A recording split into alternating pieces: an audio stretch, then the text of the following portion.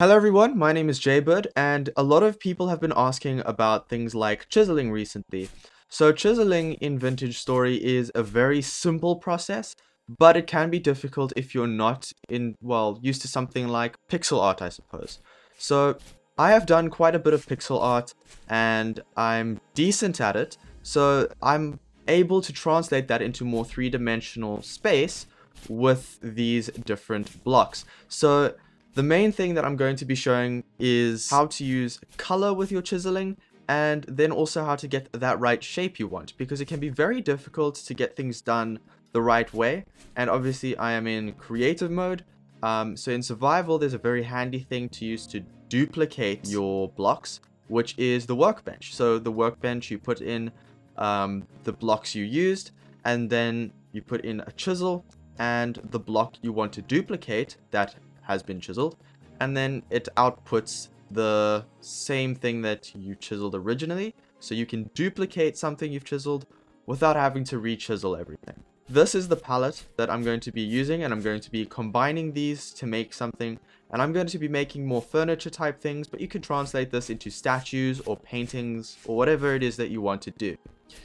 So the first thing with chiseling, and I'm assuming most of you have tried this already, so you should know. But for those of you who don't know, in order to chisel something, I'm actually going to use a lighter color. You right click it, and then it does this, and you click F, and then you select the size that you want. And I'm not entirely sure why it stayed that color for so long. But then you can chisel off different sized pieces, depending on how detailed it is that you want to get with your chiseling. Now, one of the most important things when it comes to chiseling is you need to get a general shape first. So if I want to make a chair, I can't just I'm not just gonna go in with the tiniest little thing and aim to get as much detail in it as possible. So I probably wouldn't use brick to make a chair. I would use something more of wood. And also remember that if you want to sit on something, it should be about a block high, because that's about as high as you can jump. So I'm going to right click on all of this, and then I'm going to go and find the largest size, and I'm going to just get a kind of general shape for this. It's quite a large chair, but I want to get a general chair shape. That already looks like a chair. And let's just make sure if I go in the middle and I turn this way and sit, if I go into third person, then, well, you guys can already see that it looks like I'm sitting on a chair. Now is the part where you can go in and start adding little bits of detail. So if you want to get rid of something like that to make it a little bit of a rounder back, then you'll knock that out and have your little silhouette. It's all about silhouettes, I suppose. I'll now go into a slightly smaller size and continue to knock out shapes until I've got something that's a lot more like what I want. I like this kind of a sofa look, so I'm probably going to leave these square. But this does need to go back a little bit. So I'm just going to chisel out a little bit of this so that it goes back. I'm going to leave this over here because I like the way it looks. So most of this can be you can kind of just see it with your eye and decide what it is that you want it to look like. If you decide, maybe I want to see what it looks like this, maybe I don't like that, you right click, it comes right back. You don't have to worry about making mistakes. You don't always have to go to the very tiniest size chisel if you don't want to. It's just a matter of experimenting. So if I want this to curve a bit more, I actually need to have a point where it goes up 2, across 1, and then across 2.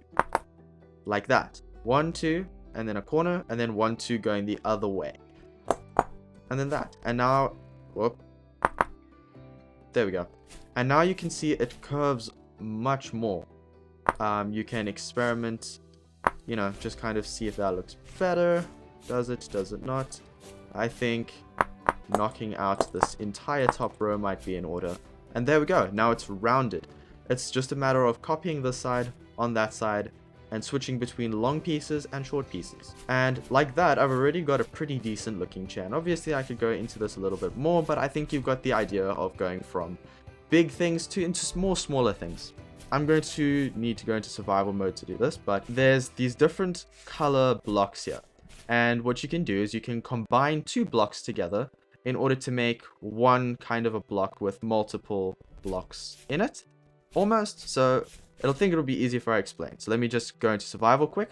I've got a crafting grid, which I kind of wish they had this in the creative mode. They don't seem to have it yet.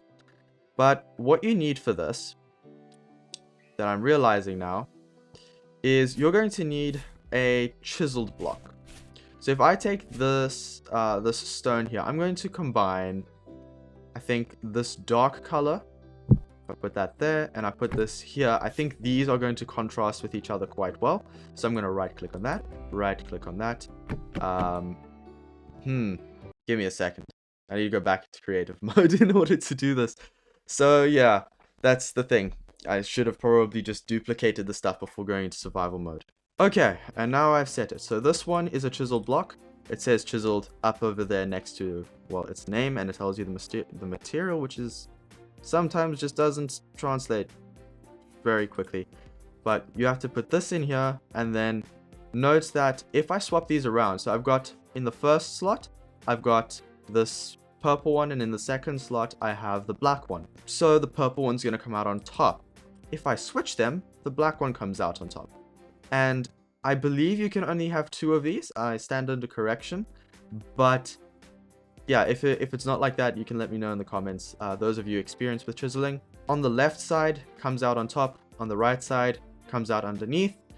And it all depends on what you want as your primary or secondary kind of block material.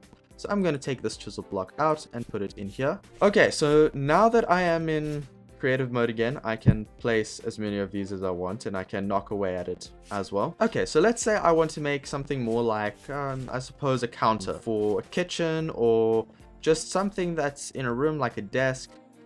Where's the sun at? Okay, I'm gonna have to set time to day again soon. So if I click F now, instead of just the tools coming up, you'll see I have a palette here.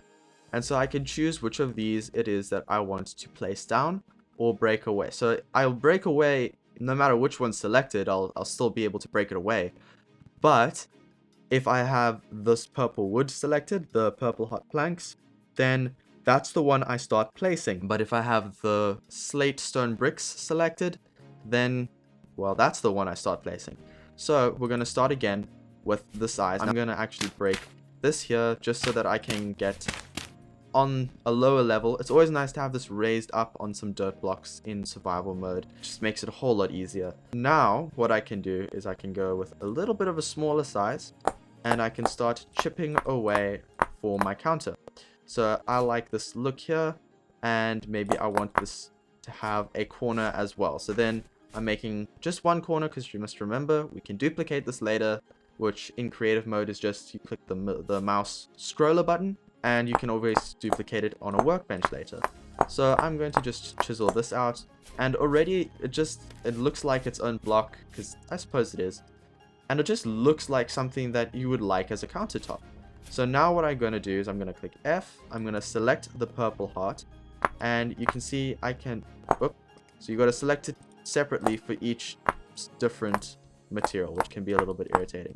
So I could just fill this up with the purple heart, and it would have some interesting color, and just have a nice, it has a nice look of its own, I suppose. But it's a bit boring because there's not enough depth.